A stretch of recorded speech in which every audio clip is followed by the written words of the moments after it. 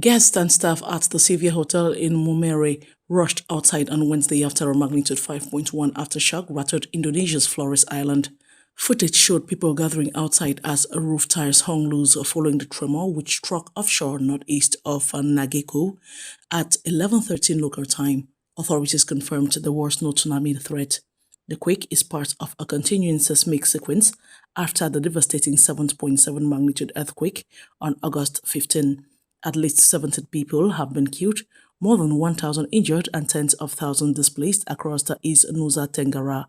Nearly 3,000 aftershocks have been recorded, keeping residents on edge as recovery operations continue. China has sent 80 tons of humanitarian supplies to Colombia to support victims of the devastating August 10 earthquake. An Air China aircraft arrived at Bogota's El Dorado airport on Tuesday as workers unload 1,900 tents, 7,000 blankets, water purification plants, solar lamps, and diesel generators. Ambassador Zhu Jingyang said the aid will be distributed in Valle del Cosa, praising close coordination with Colombian authorities. The 7.4 magnitude quake, centered in Choco, has killed 304 people and injured more than 4,500 nationwide. China's shipment adds to nearly 283 tons of international aid already delivered by countries including El Salvador, Mexico, Chile, Peru, Paraguay, and India. Grieving residents buried their dead on Tuesday after at least 24 people were killed in an overnight attack on the Binpe community in Nigeria's Plateau State. Injured victims rushed to hospital in Mangu, mourners gathered at gravesites, and residents rallied for justice in the streets. Police Commissioner Faniyan Ayodeji vowed to track down the attackers, calling them wicked and callous criminals. The killings have reignited anger over repeated violence in the region. Youth leader Joseph Sunday Manset accused Fulani groups of terrorism, while Governor Caleb Mutfwang condemned the attack and ordered intensified patrols, urging residents to avoid retaliation. Plateau State has long suffered deadly clashes between farming and herding communities, with June's attack in Bokos claiming at least 20 lives. The Libyan Red Crescent has recovered 9 bodies after a migrant boat capsized off Tadjoura east of Tripoli. Footage showed rescue teams carrying bodies in white bags along the shore. Officials say the vessel was carrying around 19 people and more victims are expected to wash ashore as search operations continue. The Tripoli branch confirmed the recoveries took place over the past 2 days in coordination with local authorities.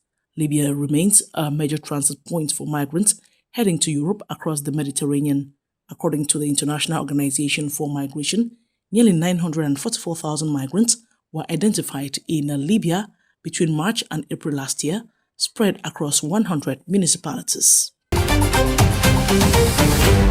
Spain's People's Party met police unions and civil guard associations in Ceuta on Tuesday as security forces demanded more resources and a political solution to the migration crisis gripping the city. Unions said thousands of migrants remain weeks after mass arrivals from Morocco, straining police, healthcare, and public services. Police leaders accused the central government of failing to provide personnel and resources, warning the crisis was turning into a public safety issue. Officers also reported poor working conditions, with some forced to sleep on floors and violent clashes involving knives and machetes. Ceuta's president joined the talks, while unions criticized the government's delegation for not responding to requests for meetings.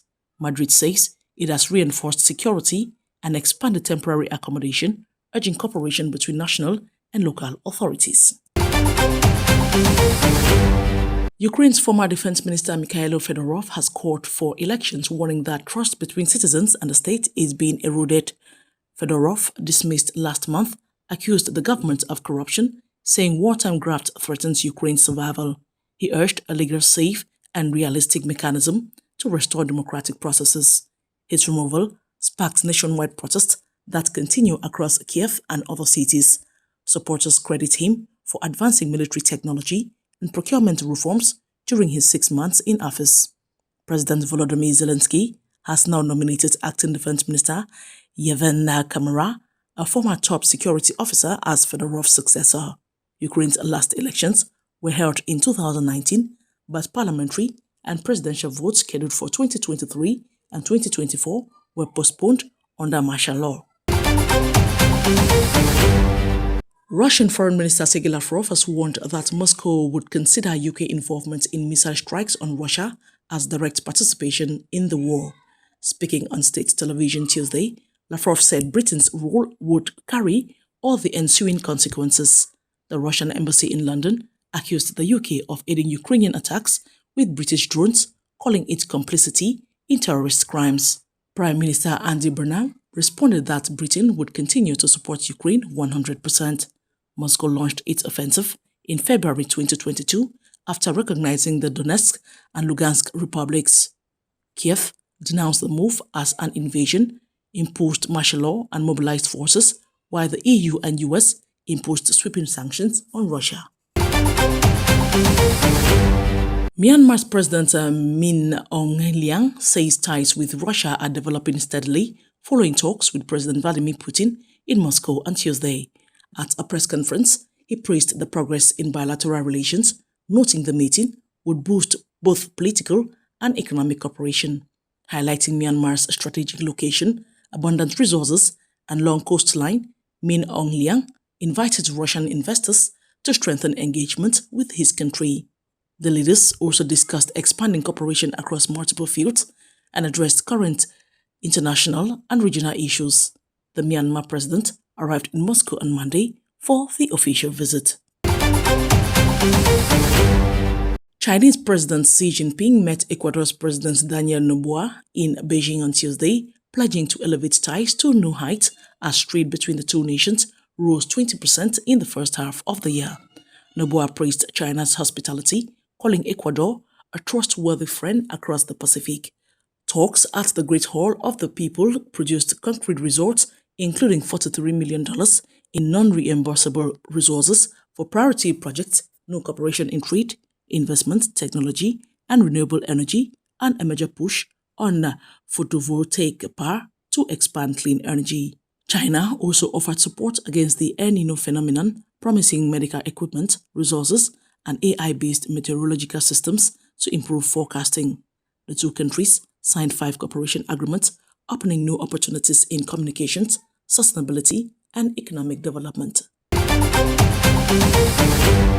Qatar says it remains committed to reopening the Strait of Hormuz and reviving stalled negotiations between the United States and Iran. Foreign Ministry spokesperson Majid Al-Ansari told reporters Tuesday that Doha is working to return both sides to the framework of their joint Memorandum of Understanding while awaiting progress in separate talks between Oman and Iran. He stressed that a ceasefire and freedom of navigation are essential before diplomacy can move forward. The June 18 agreement, brokered by Pakistan and Qatar, ended hostilities but has since faltered amid disputes over maritime security. Al-Ansari also addressed Gaza, noting Hamas's acceptance of a US-backed disarmament plan, but said Israel has yet to fulfill commitments under the first 2 phases.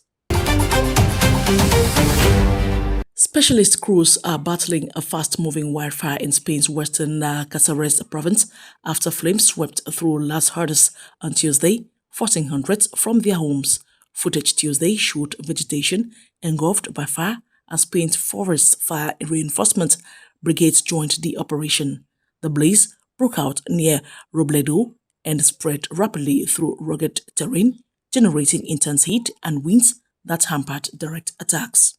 Around 700 residents were evacuated from 9 villages, while 150 ground personnel, 17 aircraft, heavy machinery, and Spain's military emergency unit reinforced the effort.